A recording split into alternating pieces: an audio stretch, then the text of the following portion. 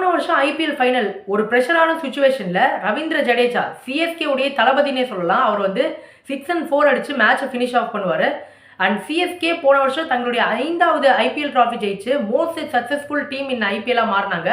But இந்த எல்லா மொமெண்ட்ஸையும் விட தோனி சிஎஸ்கே வின் பண்ணதுக்கப்புறம் எமோஷ்னல் ஆகி ரவீந்திர ஜடேஜாவை தூக்கியிருப்பார். அந்த மொமெண்ட், அந்த தருணம் தான் இப்போ வரைக்கும் சிஎஸ்கே ஃபேன்ஸுடைய மனசில் நிற்குது. ஸோ அப்படிப்பட்ட ஒரு எமோஷ்னலான ஐபிஎல் சீசனுக்கு அப்புறம் இந்த வருஷம் CSK fans, Chennai super Kings and MS Dhoni இவங்க எல்லாருக்குமே ஒரு ஃப்ரூட்ஃபுல் சீசனாக அமையுமா? சிஎஸ்கே டீமுக்கு ஒரு 6வது ஐபிஎல் ட்ராஃபி கிடச்சி எம்எஸ் தோனியை ஃபேர்வெலாக அனுப்பி வைப்பாங்களா அப்படிங்கிறதான் இந்த வீடியோவில் சிஎஸ்கே ப்ரிவியூவாக பார்க்க போகிறோம். So let's get started. So Shyam, CSK ஆப்ஷனில் ரொம்ப நல்லா பெர்ஃபார்ம் பண்ணாங்க அப்படிங்கிற சாட்டிஸ்ஃபேக்ஷனை சிஎஸ்கே ஃபேன்ஸும் தெரிவித்தாங்க, அதே நேரத்தில் எக்ஸ்பர்ட்ஸும் தெரிவித்தாங்க. ஸோ உங்களுடைய டேக் என்ன இதில்? சிஎஸ்கே எக்ஸலண்டான பெர்ஃபார்மன்ஸை இந்த ஐபிஎல் 2024 ஆப்ஷனில் வெளிப்படுத்தியிருந்தாங்க. பென் ஸ்டோக்ஸ் வெளியே போனார், அதுக்கு பதிலாக மிச்சல் எடுத்திருக்காங்க. ரச்சின் ரவீந்திரா நம்ம சும்மா பேக்கப்க்கு எடுப்போம் அப்படின்னு நினச்சோம். பட் டெவன் கான்வே ரூல்ட் அவுட் ஆன காரணத்தினால ரச்சின் ரவீந்திரா இனிஷியல் பிளேயிங் 11ல் வருவார். ஷர்துல் தாக்கூர் திரும்பியும் சென்னை சூப்பர் கிங்ஸ் அணிக்கு வந்திருக்காரு. சமீர் ரிஸ்வி டொமஸ்டிக்ல எக்ஸலண்டான பெர்ஃபார்மன்ஸை வெளிப்படுத்தினாரு. சிகே நாயுடு டிராஃபியில் பார்த்தீங்கன்னா 300 கூட அடிச்சாரு சமீர் ரிஸ்வி. அதனால ஒரு எக்ஸலண்டான பிளேயர், எக்ஸலண்டான பிக் அப்படின்னு சொல்லி ஆகணும். பட் அவர் பிளேயிங் 11ல் இடம் பிடிப்பாரா? கேள்விக்குறி தான். அண்ட் கடைசியாக பார்த்தீங்கன்னா அவினாஷ் ராவ் அப்படின்ற ஒரு அண்டர்-19 விக்கெட் கீப்பர் எடுத்திருக்காங்க. அவரை பற்றி அவ்வளோவா தெரியல. பட் அவர் ஒரு லெஃப்ட் ஹேண்ட் ஓப்பனர் அப்படின்னு நியூஸஸ்லாம் வருது. ஹோப்ஃபுல்லி அவர் நல்லா பெர்ஃபார்ம் பண்ணுவார் அப்படின்னு நம்ம நம்புவோம், இஃப் அவர் சான்ஸ் கிடைச்சா. அண்ட் அஜய், சேப்பாக் விக்கெட் எப்படி இருக்கும்? அண்ட் ஸ்பின் ஃப்ரெண்ட்லியாக தான் இந்த தடவையும் இருக்க போதா? ஸோ மோஸ்ட் லைக்லி அப்படிங்கிறத கண்டிப்பாக சொல்லி ஆகணும். சேப்பாக் விக்கெட் காலங்காலமாக நம்ம பார்க்கும்போது ஃபஸ்ட்டு ஓரளவுக்கு ஒரு ரன் ஃபெஸ்ட் இருந்த மாதிரி இருந்துச்சு. பட் லாஸ்ட் ஃபியூ இயர்ஸாக வந்து நம்ம எல்லாருக்குமே தெரியும் சேப்பாக் வந்து ஒரு ஸ்லோ அண்ட் ரேங்க் டர்னர் விக்கெட்டாக இருக்குது. அண்ட் அப்பப்போ டியூவும் வரும், அது வந்து ஒரு மேட்ச் ஈக்குவேஷனில் ஆடப் ஆகிடும் ஆட்டோமேட்டிக்காகவே. ஸோ செகண்ட் இன்னிங்ஸில் ஓரளவுக்கு பேட்டிங் அசிஸ்டன்ஸ் இருந்தாலும் ஸ்பின்னர்ஸ்க்கு அசிஸ்டன்ஸ் இருக்கிறனால விக்கெட் வந்து இன்னும் ஸ்லோவிஷ் ஆகக்கூடும். ஸோ அதனால் வந்து எந்த டீம் செகண்ட் இன்னிங்ஸில் ரொம்ப நாளாக பெட்டராக பெர்ஃபார்ம் பண்ணுறாங்களோ, பெட்டராக காம்பீட் பண்ணுறாங்களோ அவங்க தான் ஈஸிலி மேட்சை வந்து அவுட் ரைட்டாக ஜெயிப்பாங்க. So coming back to CSK உடைய அட்வான்டேஜ் அப்படின்னு பார்க்கும்போது சேப்பாக் எம்ஏ சிதம்பரம் ஸ்டேடியம் ஒரு ஃபோர்ட்ரஸாகவே இருந்துட்டு இருக்கு அப்படிங்கிறது கண்டிப்பாக சொல்லி ஆகணும். ஸோ சிஎஸ்கே இந்த வருஷம் அவங்களுடைய ஹோம் அட்வான்டேஜை மெயின்டைன் பண்ணுவாங்க அப்படிங்கிறத நம்புவோம். சரி அஜய், சிஎஸ்கே இந்த பர்டிகுலர் சேப்பாக் விக்கெட்டில் என்ன பார் ஸ்கோராக வைக்கணும் இந்த ஃபர்ஸ்ட் இன்னிங்ஸ்? டெஃபினெட்லி ஒரு 170 அப்படிங்கிற பார் ஸ்கோர் அப்படிங்கிற சொல்லி ஆகணும். ஒரு 150 அப்படிங்கிறது கூட ஸ்டில் சேஸபிள் தான் என்னை பொறுத்த வரைக்கும். ஸோ ஒரு 170 180 அப்படிங்கிறது ஒரு டிஃபிகல்ட் டாஸ்காகவே இருக்கும் செகண்ட் இன்னிங்ஸ் பேட்டிங் டீமுக்கு. ஸோ ஷியாம், சிஎஸ்கே உடைய பிளேயிங் 11 என்ன இருக்கும்? டெவன் கான்வே இல்லாத காரணத்தினால ருத்ராஜ் கைத்வத் மற்றும் ரச்சின் ரவீந்திரா தான் சிஎஸ்கே அணிக்கு ஓப்பன் பண்ணுவாங்க. நம்பர் 3ல பார்த்தீங்கன்னா அஜிங்கியா ரஹானே போன சீசன் எக்ஸலண்ட்டாக பெர்ஃபார்ம் பண்ணார். என்னதான் இந்த டொமஸ்டிக் சீசன் அவர் மும்பைக்காக நல்லா பெர்ஃபார்ம் பண்ணலனாலுமே அவர் சிஎஸ்கேக்கு வரும்போது மகேந்திர சிங் தோனிக்கு அடியில் ஆடும்போது அவர் நல்லா பெர்ஃபார்ம் பண்ணுவார் அப்படின்றது எங்களோட எக்ஸ்பெக்டேஷன். நம்பர் 4ல டேரல் மிச்சல் பார்த்தீங்கன்னா இந்தியன் கண்டிஷன்ஸில் ரொம்பவே நல்லா பெர்ஃபார்ம் பண்ணக்கூடிய ஒரு பிளேயர். ஸ்வீப் ஷாட்ஸ் ரொம்பவே நல்லா ஆடுவார். சென்னையில் அது வந்து ரொம்பவே எஃபிஷியண்ட்டாக இருக்கும் அப்படின்றது எங்களோட கருத்து. நம்பர் 5ல பார்த்தீங்கன்னா சிவம் துபே போன வருஷம் ஸ்பின்னர்ஸ்க்கு எதிராக ஒரு மொரட்டு காளையாக இருந்தார். அதனால சிவம் துபே இந்த பர்டிகுலர் சீசன்லையும் நல்லா பெர்ஃபார்ம் பண்ணுவார் அப்படின்றது எங்களோட கருத்து. அண்ட் இந்தியன் டீமுக்காக 2024 ஆடும் போதுமே ஆப்கானிஸ்தானுக்கு எதிராக கண்டினியூஸாக 250 அடித்தார். அது வந்து ஒரு பாசிட்டிவ் நோட்டாக நாங்கள் கருதுகிறோம். அண்ட் நம்பர் 6ல பார்த்தீங்கன்னா ரவீந்திர ஜடேஜா பார்த்தீங்கன்னா இந்தியா vs இங்கிலாந்து சீரீஸில் போத் பேட்டிங் அண்ட் பவுலிங்கில் நல்லா பெர்ஃபார்ம் பண்ணார்.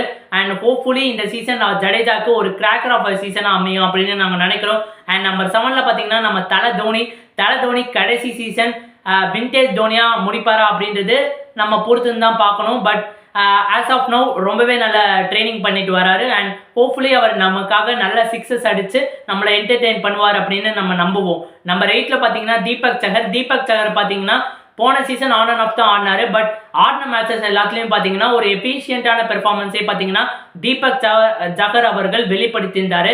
அதனால தீபக் சகர் ஒரு குரூஷியல் ரோல் பிளே பண்ணுவார். நம்பர் 9ல ஷாதுல் தாக்கூர் ஆடுவார் அப்படின்றது எங்களோட கருத்து. ஷாதுல் தாக்கூர் திரும்பியும் சிஎஸ்கே அணிக்கு வந்திருக்காரு. ரொம்பவே நல்லா பெர்ஃபார்ம் பண்ணியிருந்தாரு. கேகேஆர் அணிக்காக பேட்டிங்கில் நல்லா பெர்ஃபார்ம் பண்ணார். பவுலிங்கில் கொஞ்சம் சுத்தப்பலான பெர்ஃபார்மன்ஸை வெளிப்படுத்தினாலும் சேப்பாக் விக்கெட்ல அவரோட பவுலிங் ஆக்ஷன் பார்த்தீங்கன்னா சூட் ஆகும் அண்ட் பவுலிங் ஸ்டைலும் பார்த்தீங்கன்னா பெர்ஃபெக்ட்லி சூட்டடாக இருக்கும் அப்படின்றது எங்களோட கருத்து. நம்பர் 10ல பார்த்தீங்கன்னா மஹேஷ் தீக்ஷனா வேணாம் அப்படின்னு எல்லா சிஎஸ்கே ஃபேன்ஸும் சொல்லுவீங்க, சாண்ட்னர் கொண்டு வாங்க அப்படின்னு சொல்லுவீங்க. பட் மகேந்திர சிங் தோனி கண்டிப்பாக மஹேஷ் தீக்ஷனா தான் போவார்.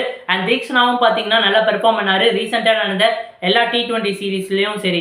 அதனால தீக்ஷனா தான் ஆடுவார். நம்பர் 11ல பார்த்தீங்கன்னா முஸ்தபிசூர் ரஹ்மான் பார்த்தீங்கன்னா சேப்பாக்ல ஸ்லோயர் கட்டர்ஸாக போடுவாருங்க. அது வந்து பேட்ஸ்மேன்ஸ்க்கு பார்த்தீங்கன்னா ஒரு ஹெவி டாலாக தான் இருக்க போகிறது. And Mustafizur Rahman Chennai super Kings அணிக்காக நல்ல பெர்ஃபார்ம் பண்ணுவார் அப்படின்றது என்னோட பர்சனல் ஒப்பீனியன். அண்ட் இம்பாக்ட் பிளேயராக IPL 2022ல எக்ஸலண்ட்டாக பெர்ஃபார்ம் பண்ண முகேஷ் சௌத்ரி, இஷான் கிஷன், ரோஹித் சர்மா போன்ற விக்கெட்ஸை பார்த்தீங்கன்னா முகேஷ் சௌத்ரி எக்ஸலண்ட்டான முறையிலே பார்த்தீங்கன்னா எடுத்திருப்பாரு. அண்ட் முகேஷ் சௌத்ரி பார்த்தீங்கன்னா அடுத்த இந்தியன் ஒரு left arm fast bowler Zaheer கானா வரதுக்கான சான்சஸ் அதிகமாகவே இருக்கு. அதனால முகேஷ் சௌத்ரி இம்பாக்ட் பிளேயராக வந்து இந்த சீசன் ஒரு அனல் பறக்கிற ஒரு சீசனாகவே அவருக்கு அமையும் அப்படின்னு நாங்கள் விஷ் பண்ணுறோம். ஸோ அஜய், டைகர் கா Hukum player of the season for CSK யாரெல்லாம் இருப்பாங்க? ஃபர்ஸ்ட் அப் சிவம் தூபே அப்படிங்கிறத நான் கண்டிப்பாக சொல்லுவேன். பிகாஸ் சிவம் தூபே வந்து போன வருஷம் ஒரு கலப்பான பேட்டிங் பெர்ஃபார்மன்ஸையே வெளிப்படுத்தினார். ஆடின ஆல்மோஸ்ட் எல்லா மேட்சஸ்லையும் தன்னுடைய இம்பேக்டை வந்து முத்திரை பதித்தார். ஸோ இந்த வருஷமும் தூபேவுடைய ரோல் பயங்கரமாக இருக்கும் அப்படிங்கிற நான் சொல்லி ஆகணும். பிகாஸ் தூபே வந்து இப்போ பவுலிங்கும் போட ஆரம்பிச்சிருக்காரு. ஸோ மோஸ்ட் லைட்லி தோனி வந்து தூபேவையும் ஒரு பவுலிங் ஆப்ஷனை கன்சிடர் பண்ணுவார்.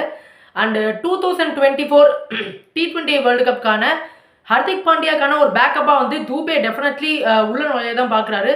ஸோ T20 வேர்ல்டு கப் ஸ்குவாடில் வந்து தூபே தன்னை இணைச்சிக்க விரும்பும் போது இந்த வருஷம் IPL எவ்வளோ க்ரூஷியல் அப்படிங்கிறது நம்ம எல்லாருக்குமே தெரியும். ஸோ அந்தளவுக்கு ஒரு எக்ஸ்பெக்டேஷனை இந்த வருஷம் ஸ்டார்டிங்லேயே ஆப்கானிஸ்தான் சீரீஸில் வெளிப்படுத்தியிருக்காரு. ஸோ ஐ திங்க் அந்த எக்ஸ்பெக்டேஷனை இந்த வருஷம் இந்த IPLல கண்டிப்பாக பூர்த்தி பண்ணுவார் அப்படிங்கிறத நான் பர்சனலி ஃபீல் பண்ணுறேன். அண்ட் செகண்ட் வந்து ருத்ராஜ் கைக்வாத்.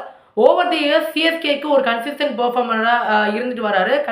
CSKக்கு இப்போ லாஸ்ட் 2-3 இயர்ஸில் ஹையஸ்ட் ரன் ஸ்கோரரும் இவர் தான்.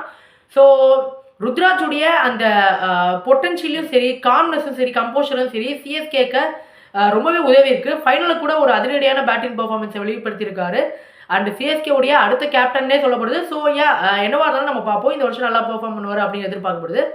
தென் தேர்டாக வந்து நான் முகேஷ் சௌத்ரி தான் சொல்கிறேன். ஷியாம் வந்து ரொம்ப அற்புதமாக சொல்லியிருந்தாரு. முகேஷ் சௌத்ரி 2022ல் நமக்கு ஒரு பேட் சீசனாக இருந்தாலும் நமக்கு ஒரு லைம் லைட்டாகவே திகழ்ந்தார். அவர் பிக் பண்ண அந்த 16-17 விக்கெட்ஸ் வந்து ஆஸ் அ CSK ஃபேனாகவும் சரி அல்லது ஒரு நியூட்ரல் ஃபேனாகவும் சரி இந்த அளவுக்கு ஒரு ஃபாஸ்ட் பவுலரால் அருமையாக செட்டப் பண்ணி விக்கெட்ஸை ட்ராப் பண்ண முடியுமா அப்படிங்கிற மாதிரி இருந்துச்சு. ரொம்ப அற்புதமாக பவுலிங் போட்டார். ஸோ என்னை பொறுத்த வரைக்கும் இந்த வருஷம் டைகர் காவுக்கும் third player to watch out for CSK வந்து என்னை பொறுத்த வரைக்கும் முகேஷ் சௌத்ரி அப்படிங்கிற நான் கண்டிப்பாக சொல்லுவேன். ஸோ அஜய், இந்த வாட்டி CSK பிளே ஆஃப் போவாங்களா? 6th trophy அடிப்பாங்களா? இந்த கேள்வியை கேட்டால் நிறைய CSK ஃபேன்ஸ் அடிப்பாங்க. உண்மையிலேயே CSK will be through to play off easily அப்படிங்கிறத சொல்லி ஆகணும். பிகாஸ் CSK ரொம்ப நல்ல பிளேயர்ஸை கொண்டிருக்காங்க, நல்ல ஃபார்மில் இருக்காங்க. அண்ட் தோனியுடைய ஸ்ட்ராட்டஜிக்குள்ள திங்ஸ் கேன் பி மேட் அப்படிங்கிறத விட things can be created, things can be transformed அப்படிங்கிறத சொல்லி ஆகணும். ஸோ இந்த வருஷம் CSK டெஃபினட்டாக பிளே ஆஃப் போவாங்க and will be eyeing for the 6th IPL title alongside Mumbai Indians. So CSK vs MI ஃபைனலாக வர கூட வாய்ப்புகள் நிறைய இருக்குது. ஸோ காய்ஸ், உங்களோட ஒப்பீனியன் என்ன? மகேந்திர சிங் தோனியோட கடைசி சீசன் இதுவாக இருக்குமா, இல்லைனா IPL 2025 வரைக்கும் விளையாடுவாரா அப்படின்றத மறக்காம கமெண்ட் பாக்ஸில் கமெண்ட் பண்ணுங்க. இந்த வீடியோ பிடிச்சிருந்தா லைக் அண்ட் ஷேர் பண்ணுங்க. And more importantly Tamil updates plus YouTube சேனலுக்கு சப்ஸ்கிரைப் பண்ணுங்க.